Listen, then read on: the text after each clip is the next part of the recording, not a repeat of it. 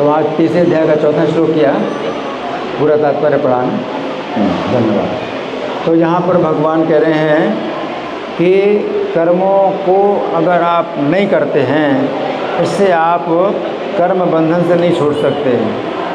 मतलब क्या है, ये मनुष्य शरीर में क्या है, कर्म का बंधन होता है। मनुष्य जब शरीर आपको प्राप्त होता है तो अच्छे कर्म और बुरे कर्म बनते हैं और उनका आपको बंधन होगा। पशु के जीवन में कर्म का बंधन नहीं होता। पशु है, पक्षी है, इनके जीवन में कर्म का बंधन नहीं होता। उनका ना तो कोई अच्छा कर्म होता है, ना कोई बुरा कर्म होता है। वो भोग योनि है। ये मनुष्य का जो जीवन है वो कर्म योनि है। कर्म योनि का मतलब है कि आपके अच्छे कर्म और बुरे कर्म बनेंगे। अब आप सोचें कि नहीं, ना मैं अच्छा कर्म करूं ना बुरे कर्म करूं, न कर्म नाम मनार्भ, मैं कोई कर्म नहीं करता, केवल खाऊंगा और सोऊंगा और कोई कर्म नहीं करूँगा, तो फिर मेरे ना अच्छे कर्म बनेंगे ना बुरे कर्म बनेंगे। क्या ऐसा ठीक लग रहा है? नहीं है। अगर आप केवल खाते हैं और सोते हैं तो उसमें भी आपका क्या होता है कि आपका पाप बढ़ता है, और उसको कहते हैं कि पाप का जीवन है। एवं प्रवर्तितम चक्रम नानुवर्तते या अघायु, उसका जीवन भी पापमय है, मतलब पाप बढ़ता जा रहा है। आप सोचते हैं हमारा तो कोई पाप नहीं हो रहा है, हम तो अपना खाते हैं सोते हैं, हम कोई काम नहीं करते, तो हमारा कैसे पाप बढ़ रहा है? भगवान कहते हैं कि अगर आपने मनुष्य के जीवन में अगर आपने वो उस चक्र का पालन नहीं किया जो कि यज्ञ करना पड़ता है, और यज्ञ करने से आपको क्या मिलेंगे? सुख सुविधाएं मिलेंगी, जीवन की सुविधाएं प्राप्त होंगी यज्ञ करने से। तो अगर आप जीवन की सुविधा आप प्राप्त कर रहे हैं, मैं खाते हैं सोते हैं, जीवन की सुविधा खाने की सोने की आप जो है ले रहे हैं और यज्ञ नहीं कर रहे हैं, तो आपका जीवन क्या है? पापमय जीवन। अघायु का मतलब है जितनी आपकी आयु बढ़ती जाती है उतना ज़्यादा आपका पाप बढ़ता जा रहा है। आप जितनी सांसें ले रहे हैं उतना आपका पाप बढ़ता जा रहा है। तो ये जो है मतलब इतना खतरनाक, मनुष्य का जीवन बहुत खतरनाक है कि आप सोचते हैं कि भाई हमारा कर्म नहीं बनेगा, ना अच्छा कर्म बने ना बुरा कर्म। हम तो कोई अच्छा कर्म नहीं करते ना बुरा कर्म करते, तो हम जो है मतलब मुक्त हो जाएंगे जीवन में, हमारा कोई अच्छा कर्म बुरा कर्म नहीं बना। लेकिन वो बनता है और पाप कर्म बन रहा है।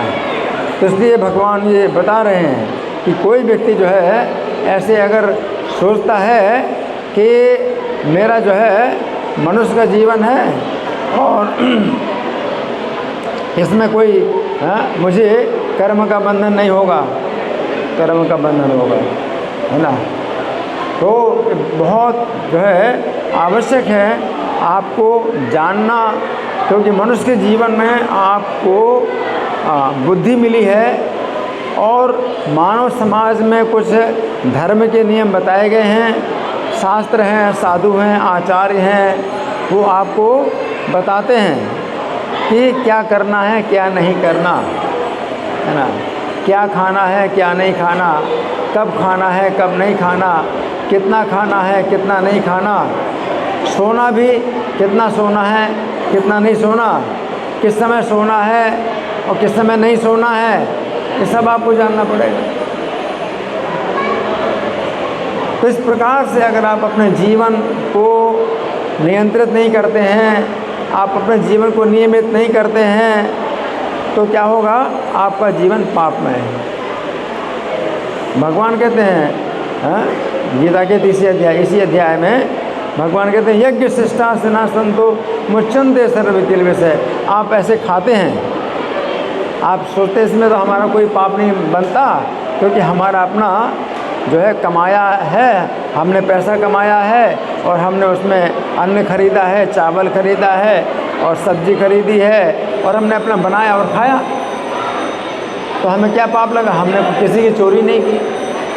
लेकिन भगवान कहते हैं कि यज्ञ शिष्टा सनासंतो मुच्यन्ते सर्वकिल विषय भुंजते ते तो हम पापा ये पचन्ते आत्म कारणात्। अगर आपने भगवान को भोग नहीं लगाया आपने जो भोजन बनाया वो भगवान को भोग नहीं लगाया और अपने लिए आपने पकाया है। आप क्या करते हैं, मैं अपना खुद पकाता हूँ और खाता हूँ, तो भगवान कहते तुम अपना ही पाप खाते हो, उसमें भी आपको पाप लग रहा है। कानून के हिसाब से तो कोई पाप नहीं। आज का कानून नहीं कहता कि भाई आपने कोई चोरी की है, कुछ किया है, आपने अपना जो है बिजनेस किया है, आपने अपनी दुकानदारी की है, उससे पैसे आपको मिले हैं, प्रॉफिट मिला है, उससे आपने अपना खाना पीना अपना बढ़िया आप कर रहे हैं, तो आपका कोई दोष नहीं लग रहा, आपको कानूनी कोई अपराध नहीं बनता है। तो कानून के हिसाब से आपका अपराध नहीं बनता, लेकिन भगवान के कानून के हिसाब से आपका क्या लगता है, दोष बनता है, बहुत बड़ा दोष बनता है। अपने लिए आप पका रहे हैं और वो अपना खुद खा रहे हैं, है ना, बहुत दोष लगता है। या तो पकाओ नहीं, अगर पकाते हैं आप अन्न पकाते हैं तो वो जो है उसमें क्या है कि जो पकाते हैं तो आप जो सोचते हैं कि मैं खाऊंगा इसको और मुझे अपने टेस्ट के लिए इसमें मुझे क्या इसमें मिलाना है और क्या नहीं मिलाना है और अपना टेस्ट बनाना है, कितना नमक डालना है, कितना नहीं डालना है, मिर्ची कितनी डालनी है, तो आप इस तरह से सोचते हैं और अपना फिर खाते हैं कैसा बना, हाँ नमक थोड़ा कम है, नमक थोड़ा ज़्यादा है, उतना बढ़िया नहीं बना, ये आप सोच रहे हैं। आपका जो है आप पाप खा रहे हैं, वो पाप आपका पाप बन रहा है। तो मनुष्य के जीवन में आप जो है अगर केवल खाते हैं और सोते हैं तो उसमें भी आपका पाप ही पाप बनता है, आपके खाते में पाप ही पाप बढ़ता जा रहा है ना। भुंजते थे तो हम पापा ये पचन्ते आत्मकारणात्, है ना। तो इसलिए मनुष्य के जीवन में बहुत जिम्मेदारियां हैं। आप अगर कर्म बंधन से छूटना चाहते हैं, अच्छे कर्म भी ना हो, बुरे कर्म भी ना हो, तो इसके लिए भगवान कहते हैं कि मुझे अर्पण करो, जो कुछ भी करते हो, जो कुछ भी खाते हो, तो वो जो है मुझे अर्पण करो। सुबह सुबह फलैरेवं मोक्ष से कर्म बंधन है। तो अगर आप भगवान को अर्पण करते हो और भगवान को अगर याद करते हो, भगवान का नाम लेते हो, तो फिर आप गए जो कर्म है वो सब जो है क्या हो जाएंगे, मिट जाएंगे। तो आपका शुभ कर्म अशुभ कर्म ये सब मिट जाए।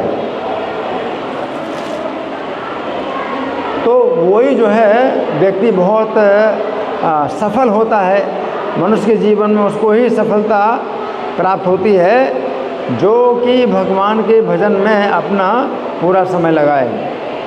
तो उससे क्या होगा, उसके कर्मों का खाता सब रद्द हो जाएगा, बंद हो जाएगा, और वो उसको ना तो स्वर्ग की प्राप्ति होगी, पुण्य उसके पुण्य कर्म नहीं है तो स्वर्ग की प्राप्ति नहीं होगी, उसको नरक की प्राप्ति नहीं होगी क्योंकि उसके पाप कर्म नहीं है, तो फिर कहाँ जाएगा वो, भगवान के धाम में जाएगा।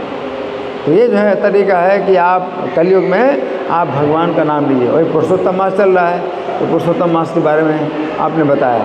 तो पुरुषोत्तम मास जो है बहुत ही शक्तिशाली है। पुरुषोत्तम मास जो है जो इस समय चल रहा है, तो इसकी महिमा का एक नमूना बताया गया है। एक छोटा सा नमूना सुनो ध्यान से, पुरुषोत्तम मास की महिमा का एक छोटा सा नमूना सुनो। अगर कोई व्यक्ति 12,000 साल तक गंगा में स्नान करे निरंतर, 12,000 साल तक गंगा में स्नान करे निरंतर, तो जो फल मिलता है पुरुषोत्तम मास में कहीं भी जहाँ कहीं भी स्नान कर लो उस चेतना में, पुरुषोत्तम मास की चेतना में, तो वो बराबर है। एक बार स्नान करो, कहीं भी कर लो, गंगा स्नान की भी जरूरत नहीं, कहीं भी स्नान कर लो, पुरुषोत्तम मास की चेतना में करो, है ना। तो वो जो फल है वो 12,000 साल तक गंगा के स्नान का फल है। मतलब इतना बड़ा अंतर है पुरुषोत्तम मास में और दूसरे महीने में। कार्तिक का महीना तो सबसे पवित्र है 12 महीनों में, लेकिन ये पुरुषोत्तम मास कार्तिक महीने से भी बहुत ज़्यादा पवित्र है और कोई तुलना नहीं इसकी, है। आप सोचिए क्या तुलना है, 12,000 साल तक कोई गंगा में स्नान करे और पुरुषोत्तम मास में एक दिन में स्नान करें। लेकिन ऐसे नहीं होता कि भाई पुरुषोत्तम मास चल रहा है लेकिन आप स्नान कर रहे हैं तो डेली की तरह स्नान कर रहे हैं, वो नहीं, वो तो फिर उससे कुछ नहीं फ़र्क पड़ता है। पुरुषोत्तम मास की चेतना में आप स्नान करें। या अगर पुरुषोत्तम मास जब शुरू हुआ, आपको पता नहीं है कि पुरुषोत्तम मास शुरू हुआ, उसी दिन से अगर आपका कोई बहुत बड़ा जो त्याग है, तपस्या है, अगर शुरू हो गई और पूरे महीने चल गई, वो विशेष जो कि पहले नहीं थी, पुरुषोत्तम मास जिस दिन शुरू हुआ उसी दिन से शुरू हुई। जैसे सुदेव ब्राह्मण थे तो सुदेव ब्राह्मण को पुरुषोत्तम मास का कुछ भी पता नहीं था, लेकिन उनका पुत्र जो है पानी में डूब के मर गया और उसके शोक में वो जो है अपने पुत्र को गोद में लेकर के बैठे रहे और शोक करते रहे अपने पुत्र को गोद में लेकर के, और 1 महीने तक जो है इसी प्रकार शोक करते रहे, ना खाया ना पिया, और केवल शोक करते रहे अपने पुत्र के लिए, और उसमें भगवान का नाम भी मतलब बीच बीच में लेते रहे। तो वो जिस दिन से उनका पुत्र मरा था वो पुरुषोत्तम मास शुरू हुआ था, उस दिन से जो है उनका पूरा महीना ऐसा बिना खाए पिए बीत गया और वर्षा के द्वारा स्नान उनको मिलता रहा। तो इसका इतना बड़ा उनको फल मिला कि उनके जीवन के सब दुख मिट गए और उनको अंत में जो है वैकुंठ की प्राप्ति हुई। तो पुरुषोत्तम मास की वो महिमा है ना। तो या तो पुरुषोत्तम मास से ही शुरू होए कोई नियम, कोई व्रत, तो अगर पता भी ना हो और पुरुषोत्तम मास पूरा अगर बीत जाए तो बहुत बड़ी इसमें शक्ति है। और या फिर पुरुषोत्तम मास की चेतना में एक दिन भी आपने अगर उपवास किया या व्रत किया तो पुरुषोत्तम मास की चेतना में कि पुरुषोत्तम मास चल रहा है ना, तो उसमें फिर आपको जो है बहुत बड़ी शक्ति। जैसे माला पर जप भी करते हैं, स्नान भी करते हैं, कुछ भी करते हैं, तो आप ये सोचिए कि ये पुरुषोत्तम महीना जो है ये पुरुषोत्तम का महीना है। इस चेतना में अगर आप करते हैं तो इसकी बड़ी शक्ति है, इसकी कोई तुलना नहीं है। जैसे राजा में एक सामान्य व्यक्ति में कितना अंतर है, राजा के पास कितनी शक्तियाँ हैं, कितने अधिकार हैं, कितना उसका प्रभाव है, और इस सामान्य व्यक्ति में क्या है।